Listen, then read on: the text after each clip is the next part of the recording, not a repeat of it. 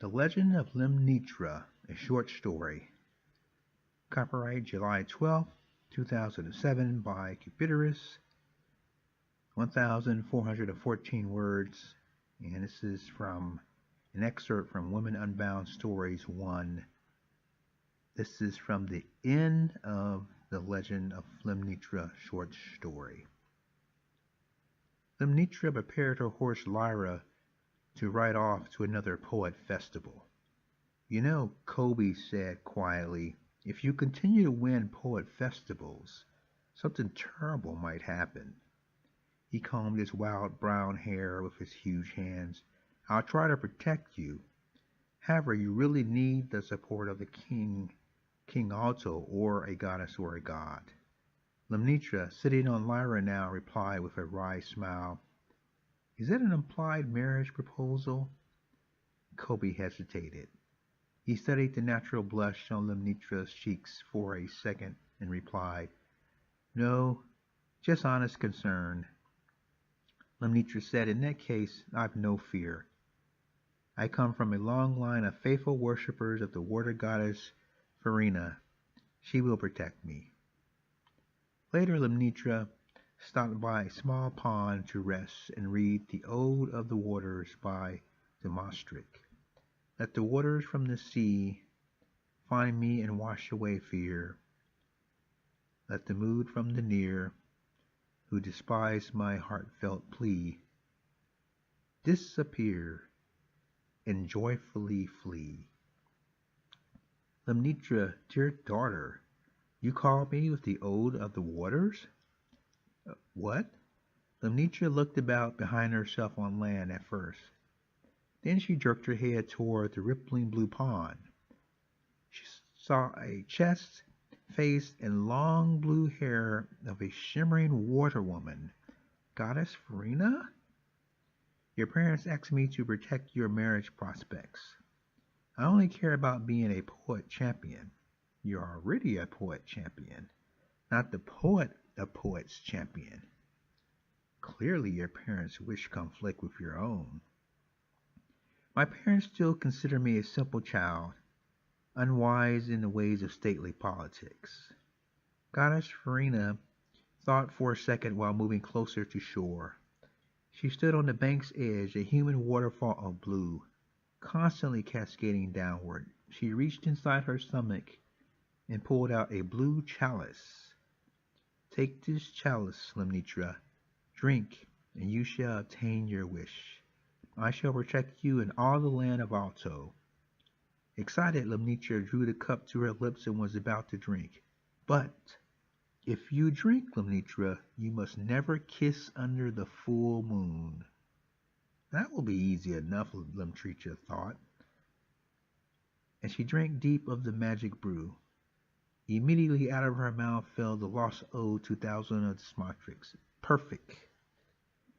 Matching the fragments historians found in his mountain-buried castle from 2,000 years ago. Not only that ode, but also sonnets, vanilles, pantoons, octarimas, blank verse, heroic blank verse, lays, virelays, ancient Corellies, trolleys, ballads, and all sorts of foreign poems long forgotten from poets like Sappho, while effortlessly from Lymnitra's lips. And you shall be the champion of all in the land of Alto, which is vast. And she took the chalice back from Lymnitra. Your fame will bring you riches too, but not marriage. Not marriage, Lymnitra repeated. You said you didn't care for marriage. But what if I change my mind? It is too late, child. You have drunk the brew. I cannot change fate. Lymnitra thought for a second. I really don't want to be married anyway. The water goddess Farina vanished. And so Lymnitra went beyond her wildest dreams, winning contest after contest and poet festival after festival. People started calling her the Purple Poncho Poet. The famed poets in the land, Ali Van Jeta, Omnis Surya, Eileen, the wife of Surya, plotted to bring down Lymnitra. Sometimes they said she had lines on her hands, or someone in the crowd held up play cards. Other times they doubted her ability to create original poems, implying someone wrote her poems. Many times they tried to stop her from entering contests by barring women. However, as soon as the poet traditionalists at the gate heard her speak, the sweet lyrics and wisdom flowing like soothing water, they stepped aside and let her in. Lymnitra's parents grew happy as of each contest they heard rumors that Alavan's growing interest in their daughter. The noble Alavan had much land, and his growing power in the court of King Alto was considerable. Our purple poncho poet champion and Alavan would make a great match. Finally, all our hard work will pay off, said Lymnitra's parents. The day arrived when Lymnitra competed in the last poet festival at King Alto's castle. The king and queen were in attendance. For the first time during her many battles with other poets, it was obvious to her Alavan was having some affectionate feelings for her. They battled on with love poems and sonnets, in fact from the famed poet Molière. On and on their battle went deep into the night. The moon was casting a full romantic glow on the event. On his next poem, I Love You, Yes It's True, Alavan began to not just say his poem, he sang it. So Lymnitra began to sing her counterpoem, He Doesn't Love Me, It's Just a Stroke. Each line Alavan sang, he moved closer and closer to Lymnitra, who of course naturally backed away. But she came closer when singing her own lines. The moment felt sincere as he recited I Love You. Lymnitra forgot all about water goddess Farina's warning, and Alavan kissed her. All the power fled from Lymnitra's lips, and she felt the powers go. And as she dangled in his arms, her head leaning backwards, her eyes closed, she reveled in the feeling of being loved for a second. In another second, she snapped her eyes open and saw the full moon and shrieked, "Oh no!" She tried to compose herself and come back and say another line, but it was too late. She thought for a moment of marriage when Alavan saw her counter lack the power, the passion, the aura of greatness.